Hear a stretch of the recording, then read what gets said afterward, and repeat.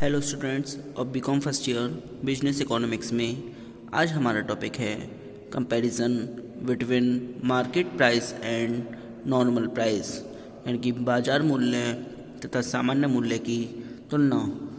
इसमें पहले बाज़ार मूल्य में एक पॉइंट बोलूँगा, फिर एक सामान्य मूल्य में।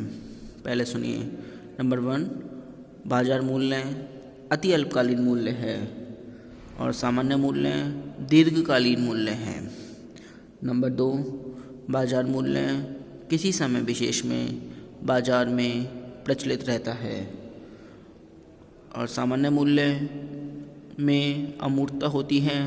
फिर भी इस मूल्य में इस दृष्टि से वास्तविकता है कि यह एक बिंदु केंद्र बिंदु की भांति होता है जिसके चारों ओर बाज़ार मूल्य घूमता है। नंबर 3, बाज़ार मूल्य मांग एवं पूर्ति की शक्तियों का अस्थायी संतुलन है। अस्थायी संतुलन के कारण यह दिन में कई बार बदलता है। मांग और पूर्ति के संतुलन बनते बिगड़ते रहते हैं, जिसके कारण बाज़ार मूल्य में भी काफ़ी उतार चढ़ाव आते हैं। सामान्य मूल्य के निर्धारण में लंबा समय लगता है। दीर्घकाल में पूर्ति को मांग के अनुकूल बढ़ाया घटाया जा सकता है। इस प्रकार मांग पूर्ति की स्थायी शक्तियों से अंतिम संतुलन प्राप्त होता है। यही कारण है कि सामान्य मूल्य में एकाएक परिवर्तन नहीं आते हैं। नंबर 4 है, बाज़ार मूल्य में असामान्य लाभ और असामान्य हानि हो सकती है। सामान्य मूल्य उत्पादन लागत के बराबर होता है। समय की अधिकता के कारण इसमें असामान्य लाभ व हानि नहीं होती है। नंबर 5, बाज़ार मूल्य की प्रवृत्ति सामान्य मूल्य के बराबर रहने की होती है। वह हमेशा सामान्य मूल्य के चारों ओर चक्कर लगाता है और अंत में उसी में मिल जाता है। सामान्य मूल्य लंबे समय तक घटता बढ़ता नहीं है। इसकी प्रवृत्ति उत्पादन लागत के बराबर होने की होती है। नंबर 6, बाज़ार मूल्य पुनरुत्पादनीय और निरुत्पादनीय दोनों ही प्रकार की वस्तुओं का होता है। सामान्य मूल्य केवल पुनरुत्पादनीय वस्तुओं का होता है। निरुत्पादनीय वस्तुओं की पूर्ति स्थिर होती है, जिनका मूल्य भावुकता से तय होता है, न कि उत्पादन लागत से। ये था हमारा बाज़ार मूल्य और सामान्य मूल्य में अंतर की तुलना थी, मतलब कंपैरिजन था। अब अगला टॉपिक है हमारा इक्विलिब्रियम ऑफ इंडस्ट्री, उद्योग का संतुलन। इसमें सुनिए। पूर्ण प्रतियोगिता में उद्योग एक महत्वपूर्ण धारणा है, क्योंकि वस्तु की कीमत के निर्धारण की जिम्मेदारी इसी की है। इसलिए फर्म के साथ उद्योग के संतुलन को समझना भी आवश्यक है। अब पहले मीनिंग ऑफ इंडस्ट्री, यानी कि उद्योग का अर्थ। इसमें सुनिए मैंने, उद्योग कोई मूल चीज़ नहीं है जिसको देखा या छुआ जा सके। यह तो फर्मों के समूह को दिया गया एक नाम मात्र है। अतः यह एक अमूर्त विचार है। पूर्ण प्रतियोगिता में ही प्रत्यक्षतया इस शब्द का सैद्धांतिक महत्व है। पारिभाषिक तौर पर कहा जाता है कि पूर्ण प्रतियोगिता की दशाओं के अंतर्गत समरूप वस्तुओं का उत्पादन करने वाली सभी फर्मों का सामूहिक नाम उद्योग है। अब आता है meaning of equilibrium of industry. इसमें संतुलन चाहे उपभोक्ता का हो या फर्म या फिर उद्योग का, हमेशा परिवर्तन की प्रवृत्ति के अभाव की ओर इशारा करता है। एक उद्योग भी संतुलन में होगा जबकि इसमें परिवर्तन की प्रवृत्ति नहीं पाई जाती हो। उद्योग में परिवर्तन फर्मों की संख्या के घटने बढ़ने के रूप में ही हो सकता है।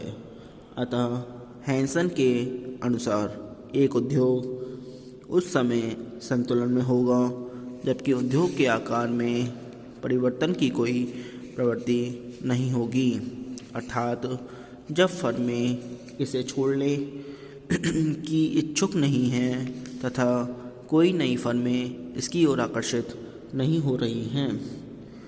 जब उद्योग की फर्मों को मात्र सामान्य लाभ यानी नॉर्मल प्रॉफिट प्राप्त हो रहा है जो कि उद्योग में बने रहने के लिए फर्म को अवश्य चाहिए, तो किसी भी फर्म की इच्छा उद्योग को छोड़कर जाने की नहीं होगी तथा नई फर्मों के सामने असामान्य लाभ का आकर्षण भी नहीं होता है जिससे वे उद्योग में प्रवेश करें। अतः उद्योग में जितनी फर्में हैं उनकी संख्या में कोई परिवर्तन नहीं होगा और उद्योग का आकार यथावत बना रहेगा। अब आती हैं कंडीशंस फॉर फर्म्स इक्विलिब्रियम, उद्योग के संतुलन की शर्तें। चूँकि उद्योग फर्मों को दिया गया एक सामूहिक नाम है इसलिए उद्योग का संतुलन फर्मों के व्यवहार पर ही निर्भर करता है। इस प्रकार उद्योग के संतुलन की दो शर्तें हैं। नंबर फर्स्ट है अनचेंज्ड नंबर ऑफ फर्म्स, यानी कि फर्मों की अपरिवर्तित संख्या। जैसा कि पहले भी लिखा जा चुका है, जब उद्योग में नई फर्में नहीं आती हैं और पुरानी फर्में उद्योग को नहीं छोड़ती हैं तब उद्योग संतुलन में होता है। Number second individual equilibrium of firms, यानी फर्मों का व्यक्तिगत संतुलन। इसका अर्थ यह हुआ कि जब सभी फर्में व्यक्तिगत तौर पर संतुलन में होंगी अर्थात दी हुई परिस्थितियों में अपने आप को सर्वोत्तम स्थिति में समझती होंगी तो वे अपने वर्तमान उत्पादन के स्तर को घटाना या बढ़ाना नहीं चाहेंगी, अर्थात फर्मों का आकार अपरिवर्तित रहेगा। अब आता है short period equilibrium of industry, उद्योग का अल्पकालीन संतुलन। फर्म का शुद्ध आगम संतुलन की अवस्था में ही अधिकतम होता है, इसलिए फर्मों का संतुलन में होना उद्योग के संतुलन के लिए आवश्यक है। जब उद्योग का संतुलन होगा तब इसके द्वारा उत्पन्न वस्तु की पूर्ति उसकी मांग के बराबर होगी। यदि उद्योग की मांग व पूर्ति की शक्तियाँ बराबर नहीं होंगी तो उद्योग भी संतुलन में नहीं होगा। उद्योग के संतुलन की स्थिति को निम्न दो प्रकार से समझाया जा सकता है। नंबर फर्स्ट है ऑल फर्म्स इक्वली एफिशिएंट, सभी फर्में एक सी कुशल हैं। उद्योग की सभी फर्में एक सी कुशल होने का अर्थ यह है कि उसकी लागत रेखाएं बिल्कुल एक जैसी हैं। ऐसी दशा में कोई भी एक फर्म सभी फर्म की स्थिति का प्रतिनिधित्व कर सकती है, इस प्रकार कर सकती है।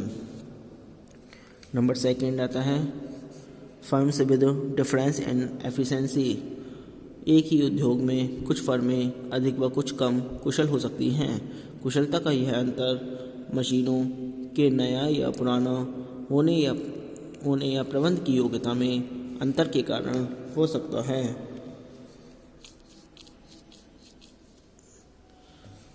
ऐसी दशा में कुशल फर्म की लागतें नीची व अकुशल की ऊंची होंगी। इसका अभिप्राय यह होगा कि उस कीमत पर कुछ फर्में कुछ सामान्य लाभ तथा अन्य हानि उठा सकती हैं।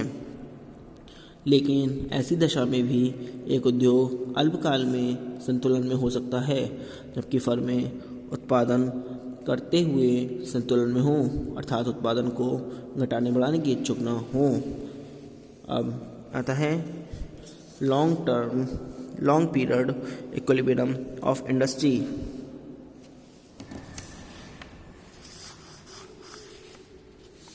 Long period equilibrium of industry यानी कि इसका बोलते हैं उद्योग का दीर्घकालीन संतुलन।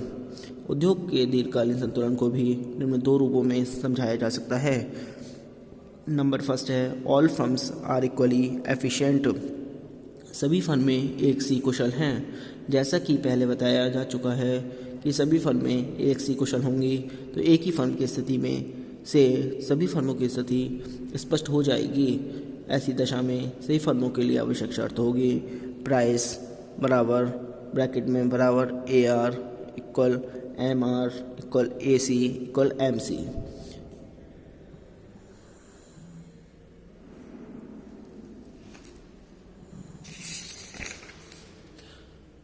नंबर सेकंड है फर्म्स विद डिफरेंट एफिशिएंसी, कुशलता में विभिन्नता वाली फर्में।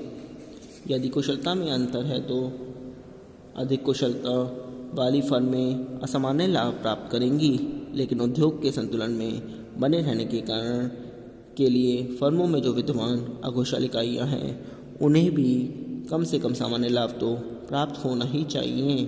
कुछ फर्मों को असामान्य लाभ प्राप्त होने पर भी उद्योग में संतुलन रहेगा, अर्थात नई फर्में उद्योग में प्रवेश नहीं करेंगी, क्योंकि तार्किक तौर पर नई फर्में सर्वाधिक कुशल फर्मों को देखकर उद्योग में प्रवेश नहीं करती। वे तो केवल उन फर्मों को देखकर उद्योग में आ सकती हैं जिनकी कुशलता उनकी संभावित कुशलता से मेल खा सकती है। अधिक कुशल फर्में अधिक अनुभव वाली सर्वोत्तम प्रबंध वाली फर्में हैं, जिनकी स्थिति नई फर्मों के उद्योग में प्रवेश के निर्णय का आधार नहीं बन सकती।